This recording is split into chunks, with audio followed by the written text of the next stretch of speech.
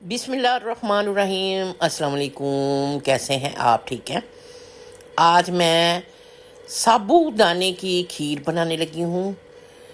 अगर मेरी रेसिपी पसंद आती है इसे लाइक और शेयर कीजिएगा और मेरे चैनल को सब्सक्राइब कीजिएगा। चलिए बनाना शुरू करते हैं।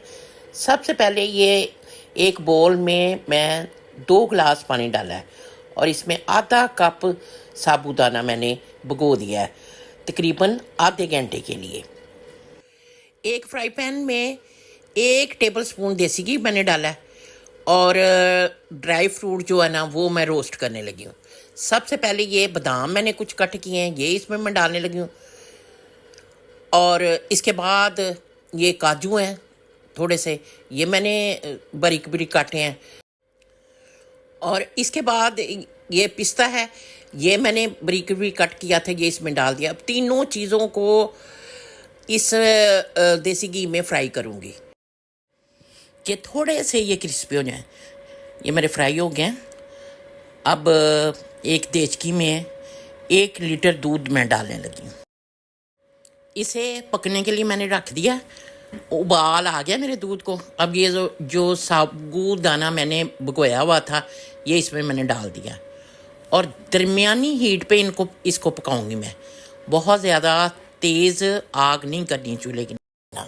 इसके बाद ये 4-5 सब्ज़ इलायची का मैंने पाउडर बनाया है, वो इसमें मैंने डाल दिया है और आहिस्ता सा मेरा साबूदाना पक रहा है।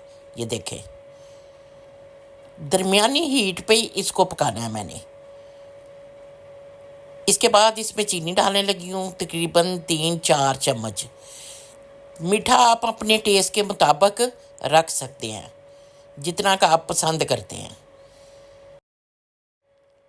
और 7-7 चम्मच हिलाते जाएंगे कि नीचे ना लगे। इसके बाद इसमें फ्रेश क्रीम डालने लगी हूँ 3-4 टेबल स्पून। क्रीम डालने से हमारा साबूदाना बहुत ही क्रीमी बनेगा। इसके बाद ये मैंने जो ड्राई फ्रूट रोस्ट किए थे ये इसमें डालने लगी हूँ और साथ साथ मेरा साबूदाना पकेगा और साथ साथ ये भी पकेंगे। अब इसके बाद ये मैंने थोड़े से दूध में 2 टेबल स्पून वनीला कस्टर्ड डाला है और ये इसमें मैंने ऐड कर दिया लास्ट में। इससे इसका टेस्ट बहुत ही अच्छा हो जाएगा साबूदाने का। थोड़ी देर इसे पकाऊंगी। ये हमारा थिक भी हो गया है। अब इसके नीचे से अब मैं आग बंद कर दूंगी और ठंडा होने के लिए रख दूंगी। साबूदाना हमारा थोड़ा सा ठंडा हो गया। अब इसे डिश में निकालती हूँ। बहुत ही मज़ेदार और बहुत ही टेस्टी हमारा साबूदाना बना है।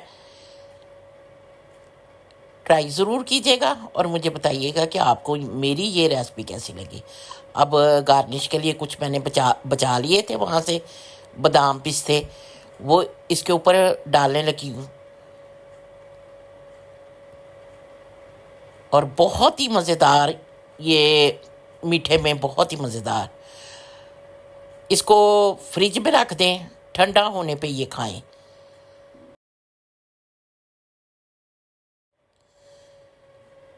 जब दिल चाहे बनाएं और खाएं।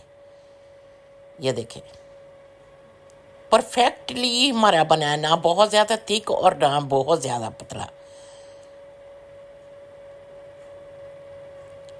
फिर मिलूंगी नई रेसिपी के साथ। दुआओं में याद रखिएगा। अल्लाह हाफिज़।